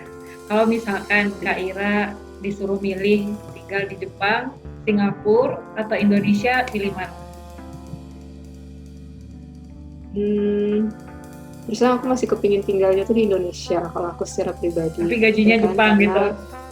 Gajinya Singapura gitu. Gaji Singapura, lingkungan kan lingkungan Jepang gitu ya. Kebersihan bla bla bla gitu. Oh, di Singapura juga bersih kok. Jadi kalau menurutku ya. Cuman apa ya? Kalau aku pribadi sebenarnya lebih senang tinggal di Indonesia kan. Sebenarnya salah satu alasan kenapa aku akhirnya menerima yang di Singapura ini adalah karena secara geografis dia dekat sama Indonesia. Ya, apa ya istilahnya, kayak home is just 1 hour away gitu. Jadi cuman sekitar 1 jam. Ke Kupang berapa lama sih? Pesawat kan. Ke Kupang emang harus transit lagi di Jakarta. Cuman kan kalau dari Singapura ke Jakarta kan cuma sekitar 1,5 jam kalau nggak salah kan. Kalau total berapa Kak sampai Kupang? Emang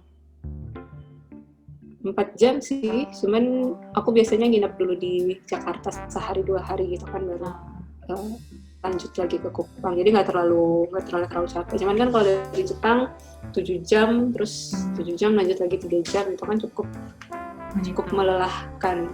Benar-benar. Tapi kalau disuruh, yang jelas jawaban aku kalau di Singapura asal sama kondisinya tidak pandemik seperti ini, aku senang Singapura gitu kan. Cuman kan karena kondisi seperti ini kita nggak bisa pulang gitu kan. Jadi aku kalau pertanyaannya diajukan sekarang dan aku jawabnya sekarang, aku memilih Indonesia. Dengan kalau misalkan kondisi yang pandemik ya mungkin Singapura gitu kan. Terus kalau kondisinya bagaimanapun mungkin tidak untuk Jepang, maaf karena jauh sana. Ya karena alasannya karena jauh dari rumah. Terus kedua mungkin ya, jadi kan pertama kali aku cerita itu, aku sebelum Jepang aku nggak punya pengalaman luar negeri sama sekali kan. Jadi secara tidak sadar itu Jepang itu semacam benchmark nggak sih, maksudnya dia semacam ideal place in my mind gitu kan. Dia itu tempat paling ideal lah. Aku nggak punya perbandingan lain ya yang pernah aku tinggali dalam waktu yang lama selain Indonesia untuk bisa membandingkan bagaimana Jepang dan Indonesia. Terus karena memang aku orangnya lebih senang segala sesuatu yang teratur, jadi ketika di Jepang itu rasanya ya oke lah, ini memang best place gitu kan. Tapi kan seiring berjalannya waktu, aku dapat kesempatan ke luar negeri di tempat-tempat yang lain, kemudian sekarang aku tinggal di Singapura, aku sadar bahwa Jepang memang negara yang bagus, teratur, tapi tetap rumah dan apa ya istilahnya, tetap ada sesuatu yang nggak akan kita dapat ketika kita bertahan di Jepang. Itu menurut aku sih yang mungkin nggak perlu terkait dengan uang, nggak perlu terkait ya dengan keteraturan yang aku sukai tadi, tapi tetap ada sesuatu yang bikin aku akhirnya memutuskan pengen pulang. Aku salut juga sih sama warga Jepang yang lama gitu tinggal di Jepang jadinya ya, karena mungkin ya bisa jadi mereka di situ bukan karena keinginan sendiri, tapi ya mungkin ada kondisi lain yang kita nggak tahu gitu kan ya. Nah, betapa rindunya gitu sebenarnya untuk kembali lagi ke tanah air, tapi belum bisa gitu. Sedih banget. Iya, kalau menurut temanku yang udah 10 tahun kerja di sini kan, dia bilang kalau masih muda ya emang nggak apa-apa gitu. Seperti beliau kan, kebetulan beliau sudah 50 berapa ya, 53 apa ya, mungkin 53. Jadi sebelumnya si ibu itu kuliah di Prancis, kemudian sempat jadi postdoc di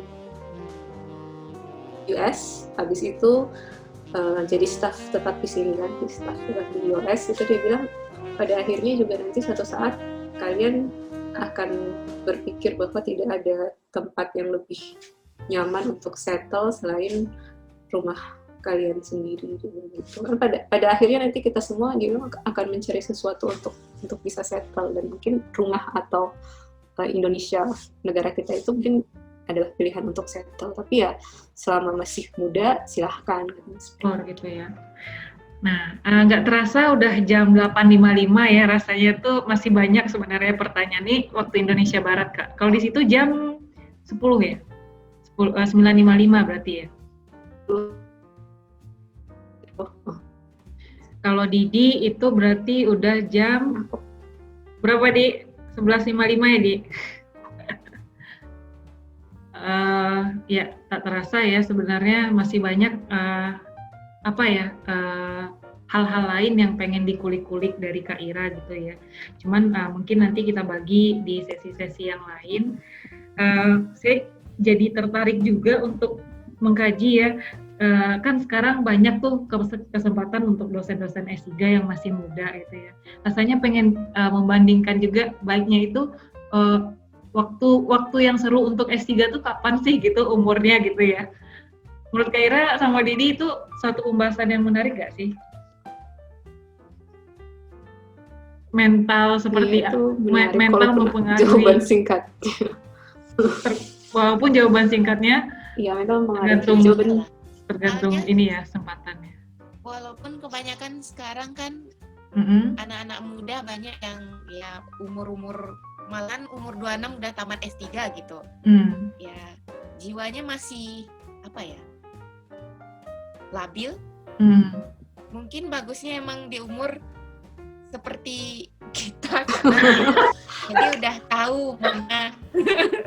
Didi, ini nanti ya, dimasukkan YouTube loh, Di. Bisa contohnya yang di sini kemarin. Kamu mau ini di-cut apa enggak, Di? Ya.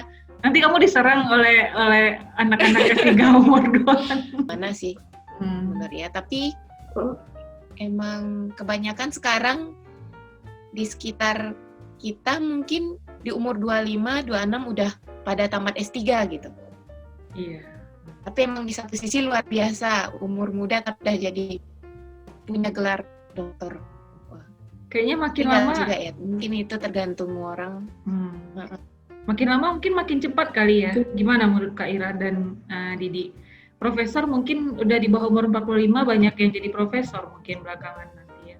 Maksud saya di masa depan gitu. Ya. Dengan teknologi yang banyak, terus kolaborasi mungkin. Sebenarnya ya kalau mau dibilang kan ya karena sekarang semuanya serba cepat ya. Apa-apa serba cepat gitu kan. Bayangin dulu zaman tahun 90-an itu papaku dosen kalau mau publish paper itu dia harus print komputer terus dikirim ke publisher yang di luar negeri.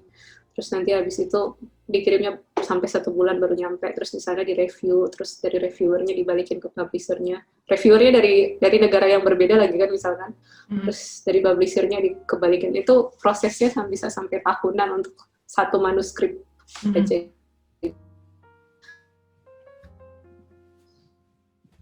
Ada kesempatan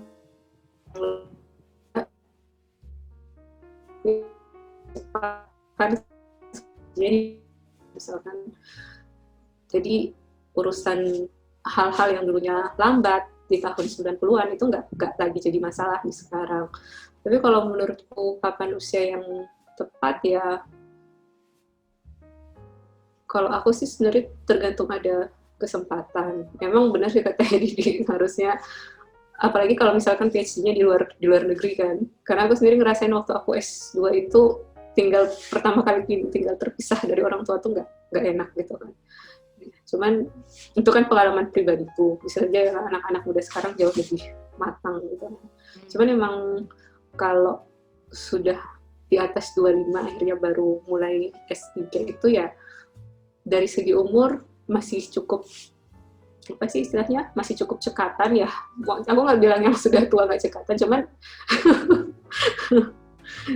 ya maksudnya sekarang tuh memang kita dituntut untuk cepat dan tanggap dalam menghadapi sesuatu kan, apalagi kaitannya dengan teknologi. Dan itu memang udah terbukti kalau yang lebih muda tuh lebih gampang menyerap perubahan dan teknologi yang baru ketimbang yang sudah lebih senior. Jadi ya emang ya kalau misalkan seperti selesai hukum S2. alam ya. Seperti hukum alam zaman sekarang gitu kayaknya. Jadi ya kalau misalkan dapat kesempatan S3 sebelum 25 misalkan, jadi akhirnya selesai S3-nya umurnya masih 27 misalkan, itu ya oke, ambil aja gitu kan. Kalau misalkan dapat S3-nya juga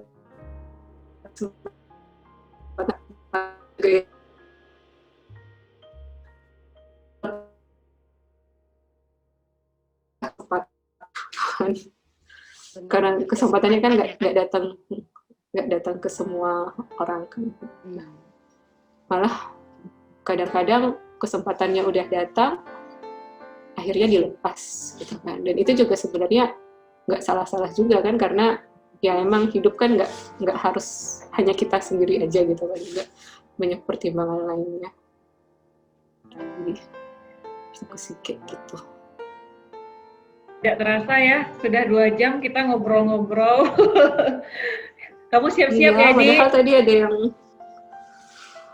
Padahal di flyernya bikinnya 1 jam. Tapi ya, gitu lah. Terus ada yang takut tadi. Gitu. Huh? Terus tadi ada yang takut, katanya takut kehabisan bahan pembicaraan. Iya, tadi sebelum jam 7 kita tuh udah chat kan sama Kak Ira di Zoom.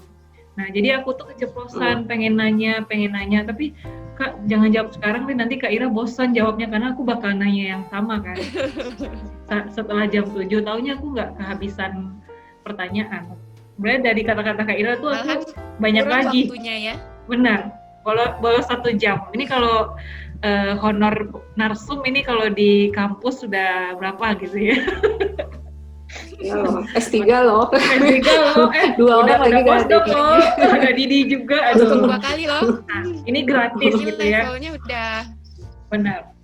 pas terbang, Ra. Benar. Nah, jadi ini sebenarnya bukan sahabat berbagi abal-abal gitu ya.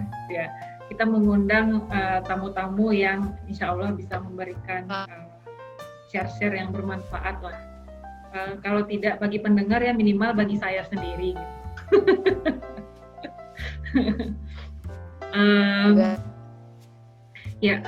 Sebagai penutup saya ingin jadi kayak apa ya? Apa Di? Jadi ada sekarang ya, untuk sekarang jadi ada semangat mengerjakan tugas yang diberikan sensei gitu. Walaupun beberapa hari kemarin tuh kayak males gitu kan. Jadi setelah mendengar cerita Kak Ira, untuk sekarang ya, mungkin semangat itu muncul. Mudah-mudahan setelah kalau kamu nggak semangat, tonton video besok, ini lagi. Siapa tahu setelah melihat wajah Ira Rahmayanda. Kenapa Kak? Jadi semangat tuh.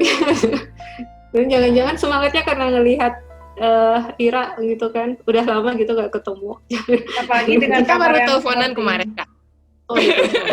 Lihat siapa Kak Ira nggak nelfon aku sih, curang. Kak Ira, aku kebayang deadline Kak Ira tuh nanti gimana gitu. Aku merasa takut. Kalau Didi aku tahu jam-jam dia lagi santai, aku tahu. Nanti kalau Kak Ira nanti deadline-nya banyak gitu kan, jadi takut kan. Gitu Kak Ira. Tapi kalau Kak Ira kangen nanti aku tahu. Kalau dipikir waktu 24 jam tuh nggak cukup rasanya kayak gitu. Nggak cukup. Kalau buat Kak Ira, kalau di pikirannya sekarang ya. Kalau bisa 28 sampai 30 tuh sehari itu kayak gitu rasanya. Baik kamu Di. Ya sih, pengennya sih lebih panjang. Kan? Betul. Kita simpan untuk takutnya Kak Ira nanti pulang kemalaman. Kalau kita berdua kan di kosan ya. Kalau Kak Ira kan belum. Gitu. Benar-benar. Di mana lagi coba MC yang memperhatikan pembicara sebegininya gitu kan, hanya di Sahabat Baru. Iya. Nanti ada segmen keduanya kan yang ini? Ya, ada segmen kedua. Nanti narasumbernya tetap Kak Ira. Narasumbernya oh iya, siapa? Masih ada mahasiswa PhD sini. Hai Mbak, salam kenal Mbak, semangat ya Mbak. Lalu kita pulang. Udah diajakin pulang. Diajakin pas kan ya. Ya, terima kasih banyak Kak Ira. Mudah-mudahan halo. Ini jangan-jangan aku unstable. Halo. Kak Ira, terima kasih untuk waktunya hari ini ya. Saya sangat menghargai sekali Kak Ira udah mau sharing-sharing di apa ya, ini seperti podcast apa webinar ya, saya juga bingung. Ya pokoknya itulah ya, sahabat berbagi di malam minggu gitu. Terima kasih banyak, semoga enggak 100 yang datang, 1, 2 orang, 3 orang yang mendengar ini terus termotivasi, itu sudah lebih dari cukup gitu. Juga kepada Didi ya, yang saat ini sedang banyak deadline, mudah-mudahan kita doakan bareng-bareng bisa pressure itu bagus di kata Kak Ira tadi. Kalau manusia nggak di pressure nggak jalan. Nah, jadi juga mudah-mudahan benar-benar step by step. Jadi ya bisa juga selesai deadline-nya dan siap-siap untuk ini ya menjadi pembicara berikutnya. Ya Kak, mungkin tak tambahin dikit yang soal pressure itu penting, gitu kan. Pressure itu penting, tapi limit kita juga penting. Jadi yang penting tuh kenalin diri sih sebenarnya. Jadi ya kalau kita di pressure, kemudian kita tahu pressure itu bakal melebihi limit kita, ya be kind to yourself gitu kan. Tapi kalau sebenarnya kan tahu sebenarnya kita bisa gitu kan, hanya mungkin masih malas aja atau masih nggak ada inspirasinya. Itulah benar saat itu pressure-nya yang harus lebih diutamakan. Tapi ya tetap nomor 1 prioritasnya adalah kebahagiaan diri kita. Iya. Kayak ini ya tema apa albumnya BTS ya, Love Yourself. Love yourself. Tanggal 20 aku jadi udah langsung tahu gitu loh, BTS tanggal 20 mau keluar album baru kan. Iya, BE. Oke, Kak Ira sekarang udah step by step jadi ARMY ya. Walaupun masih berkilah, ya nggak apa-apa. Kita lihat aja, kita tunggu waktunya gitu ya. Oke, terima kasih teman-teman semuanya, para sahabat yang sudah mau berbagi. Terima kasih juga untuk teman-teman yang mendengarkan podcast ini. Kasih komen ya, gimana menurut kalian podcast ini, dan mungkin ada usulan-usulan tema yang ingin diangkat, ya silahkan. Ya. Untuk hari ini kita cukupkan sampai di sini. Assalamualaikum warahmatullahi wabarakatuh. Selamat beristirahat. Sampai jumpa lagi. Bye-bye. Waalaikumsalam warahmatullahi wabarakatuh. Saya Kak Ira, hati-hati ya pulangnya. Didi, hati-hati. Tidur. Udah jam 12. Ya Kak Ira. Bye. Udah Didi juga ya. Sukses selalu di Gifu. Kak Ira juga. Oke, bye.